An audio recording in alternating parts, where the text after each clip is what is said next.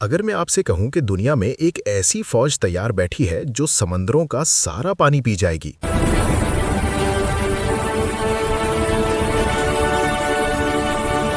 جو انسانوں کو نہیں بلکہ پوری انسانیت کو کھا جائے گی، یہ کوئی ہالی ووڈ مووی کی اسکرپٹ نہیں ہے اور نہ ہی یہ کسی سائنس فکشن رائٹر کا خیالی پلاؤ ہے۔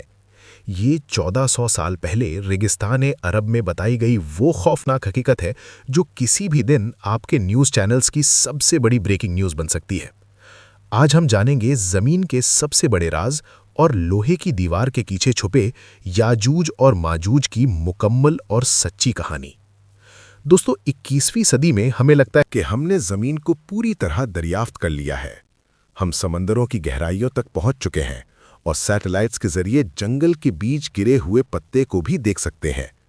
لیکن حقیقت یہ ہے کہ اللہ کی اس وسیع زمین پر آج بھی کچھ ایسے بلائنڈ سپاٹس ہیں جہاں ٹیکنالوجی اندھی ہو جاتی ہے۔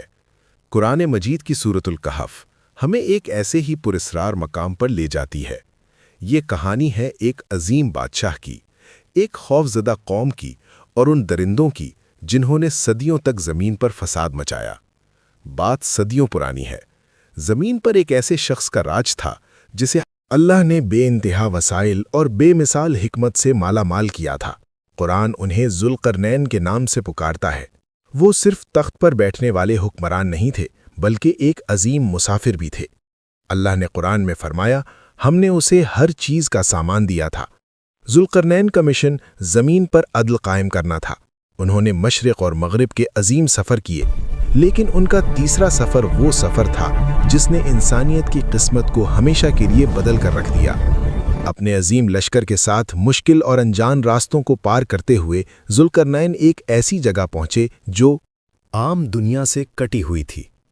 قرآن اس جگہ کو بین السدین یعنی دو پہاڑوں کی رکاوٹوں کے درمیان کہتا ہے۔ یہاں قدرت نے دو عظیم الشان پہاڑ کھڑے کر رکھے تھے جن کے درمیان ایک تنگ سا راستہ تھا۔ یہ جگہ ویرانی اور خوف کا منظر پیش کر رہی تھی۔ یہاں ذوالقرنین کی ملاقات ایک ایسی قوم سے ہوئی جو شدید دہشت میں تھی۔ ان کے چہرے گرد و غبار سے اٹے ہوئے تھے اور آنکھوں میں موت کا سایہ تھا۔ قرآن کہتا ہے وہ لوگ بات سمجھنے سے قاصر تھے، لیکن خوف کی کوئی زبان نہیں ہوتی۔ ان کی کپکپاہٹ اور ان کے اشارے چیخ چیخ کر کہہ رہے تھے کہ وہ کسی بڑی مصیبت میں ہیں۔ جب ذوالقرنین کے ترجمانوں نے بڑی مشکل سے ان سے رابطہ کیا تو پتہ چلا کہ یہ لوگ کسی عام دشمن سے نہیں بلکہ ایک ایسی مخلوق سے ڈر رہے ہیں جو انسانیت کی دشمن ہے۔ انہوں نے کانپتے ہوئے ہاتھوں سے ان دو پہاڑوں کے درمیان اس کھلے راستے کی طرف اشارہ کیا اور فریاد کی، اے ذوالقرنین، ان دو پہاڑوں کے اس پار یاجوج اور ماجوج رہتے ہیں۔ یاجوج اور ماجوج جو حضرت نوح کے بیٹے یافس کی اولاد میں سے ہیں، اپنی طاقت اور وحشت میں بے مثال تھے۔ وہ انسانی شکل میں ہونے کے باوجود درندے تھے۔ اس قوم نے بتایا کہ وہ زمین پر فساد پھیلا رہے ہیں۔ وہ ہماری بستیوں میں گھس آتے ہیں، ہماری فصلیں تباہ کرتے ہیں، ہمارے جانور کھا جاتے ہیں اور بے پناہ خون بہاتے ہیں۔ اس قوم نے جب ذوالقرنین کی شان و شوکت دیکھی تو انہیں امید کی کرن نظر آئی۔ وہ لوگ دوڑے اور اپنا جمع کیا ہوا مال لے آئے۔ انہوں نے کہا، کیا ہم آپ کو مال و دولت دیں؟ کیا ہم آپ کو خراج دیں؟ ہم اپنی ساری دولت آپ کے قدموں میں رکھ دیں گے، بس شرط یہ ہے کہ آپ ہمارے اور ان کے درمیان ایک ایسی دیوار بنا دیں کہ وہ کبھی واپس نہ آ سکیں۔ ذوالقرنین نے اس سونے کے ڈھیل کو دیکھا۔ کسی بھی عام بادشاہ کے لیے یہ منہ مانگی قیمت ہوتی، لیکن ذوالقرنین نے انکار میں سر ہلا دیا۔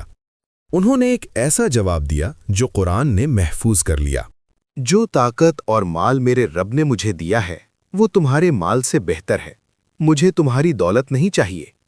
پھر انہوں نے لوگوں کی طرف دیکھا جن کی آنکھوں میں اب بھی خوف تھا اور کہا، تم بس اپنی قوت بازو سے میری مدد کرو، میں تمہارے اور ان کے درمیان ایک ایسی مضبوط دیوار بنا دوں گا جو قیامت تک قائم رہے گی۔ ذوالقرنین جانتے تھے کہ پتھر کی دیوار یاجوج ماجوج کو نہیں روک پائے گی۔ وہ طاقتور ہیں، وہ پتھروں کو توڑ دیں گے یا ان میں سوراخ کر لیں گے۔ انہیں ایک ایسا مٹیریل چاہیے تھا جو ناقابل شکست ہو۔ ذوالقرنین نے حکم دیا، میرے پاس لوہے کے بڑے بڑے ٹکڑے لاؤ۔ ہزاروں مزدوروں نے دن رات محنت کی۔ पहाड़ों को खोदा गया और लोहे के भारी भरकम ब्लॉक्स को उन दो पहाड़ों के दरमियान नीचे से ऊपर तक चुन दिया गया। दीवार उठती गई, यहाँ तक कि वो दोनों पहाड़ों की चोटियों के बराबर हो गई, लेकिन अभी लोहे के ब्लॉक्स के दरमियान दरारें थीं। जुल्करनैन ने कहा, इस लोहे को आग से दहकाओ। पहाड़ों के दरमियान बड़ी बड़ी भट्टियां जलाई गईं। हजारों लोगों ने धोंकनियों से हवा दी। आग का ऐसा मंजर था कि लोहा सुर्ख अंगारा बन गया। पहाड़ों के दरमियान की जमीन तन्नूर की तरह तपने लगी। जब लोहा गर्म होकर फैलने लगा तो जुल्करनैन ने आखिरी और सबसे अहम हुक्म दिया, अब मेरे पास पिघला हुआ तांबा लाओ। उन्होंने उस गर्म सुर्ख लोहे पर पिघला हुआ तांबा डाल दिया। साइंस ये कहती है कि जब लोहा और तांबा मिलते हैं तो वो एक ऐसी धात बनाते हैं जो लोहे से ज़्यादा सख्त होती है और उस पर जंग नहीं लगता। तांबे ने लोहे के ब्लॉक्स के दरमियान तमाम दरारें भर दीं। जब वो दीवार ठंडी हुई तो वो कोई मामूली दीवार नहीं थी। कुरान कहता है, फिर वो याजूज और माजूज ना तो उस पर चढ़ सके और ना ही उसमें नक़ब लगा सके। वो दीवार शीशे की तरह चिकनी और फौलाद से ज़्यादा सख्त थी। उस दिन वो दरवाज़ा हमेशा के लिए बंद हो गया। जुल्करनैन ने उस दीवार को देखकर गुरूर नहीं किया। उन्होंने आसमान की तरफ देखा और कहा, ये मेरे रब की तरफ से एक रहमत है, लेकिन जब मेरे रब का वादा आएगा तो वो इसे रेजा रेजा कर देगा, और मेरे रब का वादा सच्चा है। दीवार बन गई, जुल्करनैन चले गए, वो कौम महफूज हो गई। लेकिन सवाल ये है कि क्या वो हमेशा के लिए कैद हो गए? दीवार के उस पार क्या हो रहा है? क्या वो सो गए हैं? हदीस बताती है कि नहीं। हमें लगता है कि जुल्करनैन ने दीवार बना दी और किस्सा ख़त्म हो गया। हम अपने घरों में चैन की नींद सोते हैं। लेकिन हकीकत यह है कि पिछले हजारों सालों से इस दीवार के पीछे एक जंग जारी है, एक ऐसी जंग जिसके बारे में दुनिया बेखबर है। प्यारे नबी सल्लल्लाहु अलैहि वसल्लम ने फरमाया कि याजूज और माजूज सोए हुए नहीं हैं, वो हर रोज जागते हैं। उनका मकसद सिर्फ एक है, इस दीवार को गिराना। जरा तसव्वुर करें वो मंजर। हजारों लाखों की तादाद में ये खौफनाक मखलूक अपने नोकीले पंजों और औजारों से उस लोहे की दीवार को खोद रही है। चिंगारियां उड़ती हैं, लोहे पर खराशों की आवाज़ें गूंजती हैं। वो सुबह से शाम तक पूरी ताकत से दीवार तोड़ने में लगे रहते हैं। मेहनत करते करते शाम तक वो इस मकाम तक पहुंच जाते हैं कि उन्हें दीवार के पार से सूरज की हल्की सी किरण या रोशनी नजर आने लगती है। वो आज़ादी के बिल्कुल करीब होते हैं, दीवार बस टूटने ही वाली होती है। तब उनका सरदार कहता है, रुक जाओ, बहुत काम हो गया है, बाकी कल सुबह आकर तोड़ेंगे और निकल जाएंगे। लेकिन वो सदियों से एक ही गलती करते आ रहे हैं, वो इंशाअल्लाह कहना भूल जाते हैं। जब वो रात को सो जाते हैं तो अल्लाह की कुदरत हरकत में आती है। रातों रात वो टूटी हुई दीवार वापस जुड़ जाती है। सुबह जब वो उठते हैं तो हैरान रह जाते हैं, दीवार पहले से भी ज्यादा मजबूत और सख्त हो चुकी होती है। सदियों से यही खेल चल रहा है, रोज खोदना, रोज इंशाअल्लाह भूलना और रोज अल्लाह का इस दीवार को वापस जोड़ देना। ये अल्लाह का निज़ाम है कि जब तक वक्त नहीं आएगा ये सैलाब रुका रहेगा। लेकिन दोस्तों, हर कैद की एक मुकर्ररा मुद्दत होती है। कोई जंजीर हमेशा कायम नहीं रहती। एक दिन आएगा जब दज्जाल का फितना खत्म हो चुका होगा, जमीन पर हजरत ईसा अलैहिस्सलाम की हुकूमत होगी, दुनिया अमन महसूस कर रही होगी। उसी शाम याजूज व माजूज दीवार खोदेंगे, हमेशा की तरह रोशनी नजर आएगी। लेकिन उस दिन अल्लाह उनकी ज़बान पर एक लफ्ज़ जारी कर देगा। उनका सरदार कहेगा, चलो बाकी कल तोड़ेंगे इंशाअल्लाह। ये पहली बार होगा कि वो इंशाअल्लाह कहेंगे। अगली सुबह जब वो वापस आएंगे तो दीवार वैसी ही मिलेगी जैसी वो छोड़कर गए थे, टूटी हुई। वो एक आखिरी धक्का मारेंगे और सदियों पुरानी वो अजीम लोहे की दीवार धड़ाम से नीचे आ गिरेगी। फिर जो मंजर होगा वो इंसानियत ने आज तक नहीं देखा। कुरान कहता है वो हर ऊंचाई से फिसलते हुए नीचे उतरेंगे। वो किसी मुनज़्ज़म फौज की तरह नज़्म ज़ब्त में नहीं आएंगे, बल्कि पानी के सैलाब की तरह आएंगे। उनकी रफ्तार इतनी तेज़ होगी कि कोई घोड़ा या गाड़ी उनसे बच नहीं पाएगी। सही मुस्लिम की रिवायत है कि इनका पहला बड़ा गिरोह बहीरा तबरिया के पास से गुजरेगा, जो शाम और फ़लस्तीन के दरमियान एक बड़ी झील है। पहला गिरोह रुकेगा और झील का पानी पीना शुरू करेगा। हजारों लाखों पीते जाएंगे। जब आखिरी गिरोह वहां पहुंचेगा तो झील सूख चुकी होगी, जमीन फट चुकी होगी। वो हैरत से कहेंगे, लगता है कभी यहां पानी हुआ करता था। वो आगे बढ़ेंगे। जो उनके रास्ते में आएगा मारा जाएगा। न औरत बचेगी, न बच्चा, न जानवर।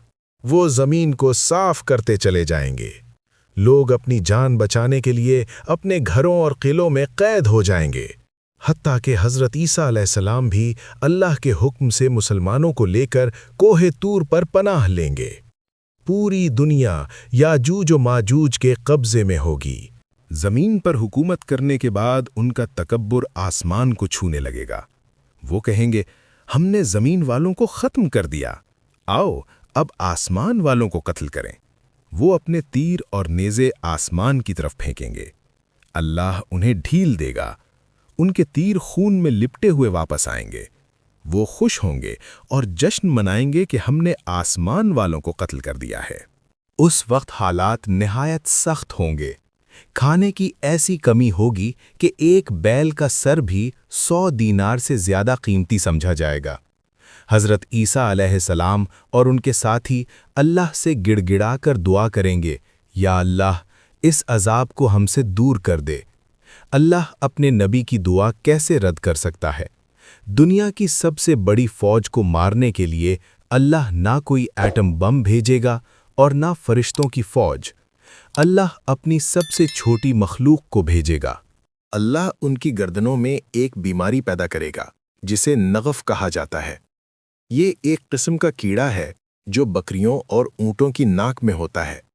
रात के वक्त ये बीमारी फैलेगी और सुबह होते होते करोड़ों की तादाद में याजूज और माजूज एक साथ मर जाएंगे। हदीस के अल्फाज हैं, वो ऐसे मरेंगे जैसे एक ही जान मरा करती है। हज़रत ईसा अलैहिस्सलाम के साथी जब डरते डरते पहाड़ से नीचे झांकेंगे तो हर तरफ खामोशी होगी। एक बहादुर शख्स को नीचे भेजा जाएगा। वो वापस आकर खुशखबरी देगा कि दुश्मन हलाक हो चुका है, लेकिन जमीन पर कदम रखने की जगह नहीं होगी। हर तरफ लाशें और शदीद बदबू होगी। जमीन पर सांस लेना मुश्किल हो जाएगा। हज़रत ईसा अलैहिस्सलाम फिर दुआ करेंगे, अल्लाह ऐसे लंबी गर्दन वाले बड़े परिंदे भेजेगा। वो आएंगे, उन लाशों को अपने पंजों में उठाएंगे और वहां फेंक देंगे जहां अल्लाह चाहेगा। इसके बाद अल्लाह एक ऐसी रहमत की बारिश बरसाएगा जो मिट्टी के घरों से लेकर खैमों तक हर जगह पहुंचेगी। ये बारिश पूरी जमीन को धोकर शीशे की तरह साफ और चमकदार बना देगी। जमीन को हुक्म दिया जाएगा, अपने फल उगा और अपनी बरकत वापस ला।